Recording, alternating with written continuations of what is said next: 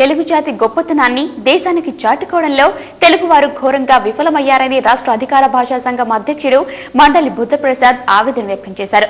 పంజాబ్ కేసరి అంటే లాలా లజపత్ రాయ్ అంటూ టక్కును పేరు చెప్పేవారు తెలుగువారు ఆంధ్ర కేసరి అంటే ఎందుకు చెప్పలేకపోతున్నారో ఆత్మావలోకనం చేసుకోవాలని పిలుపునిచ్చారు.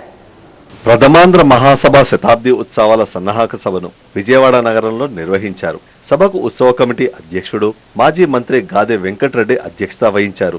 ఈ సందర్భంగా శతాబ్ది ఉత్సవాల పోస్టర్లను అధికార భాషా సంఘం అధ్యక్షుడు మండలి బుద్ధప్రసాద్ ఆవిష్కరించారు.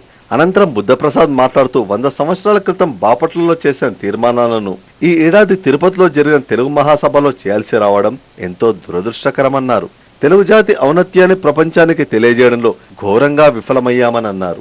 భగత్ సింగ్ గురించి ఎంతో గొప్పగా చెప్పుకునే మనం మన అల్లూరి సీతారామరాజు గురించి ఉత్తరాది వారికి తెలిసేలా చేయలేకపోయామని అన్నారు.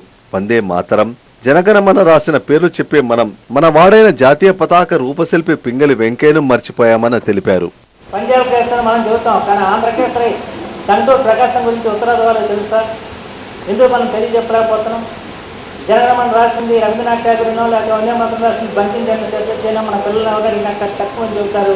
కానీ జాతీయ పతాకాన్ని రూపొందించి పింగళి వెంకయ్య చెప్పి మనం చెప్పే పరిస్థితి లేదు. ఇవన్నీ కూడా వాళ్ళు ఆలోచన చేసుకోవాల్సిన అవసరం ఉంది.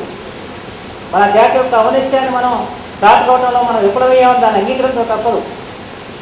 ఇప్పటికైనా మనం కలు తెచ్చి మన తెలుగు జాతి చాలా మహోన్నతమైన జాతి, ఎందరో మహాపురుషులు జన్మించిన జాతి అని చెప్పని మనం దాడి చేసుకోవడానికి ఈ మహాసభలో ఒక స్ఫూర్తిని ఇవ్వాలని చెప్పి మాత్రం ఈ సందర్భంగా కోరుతున్నాను.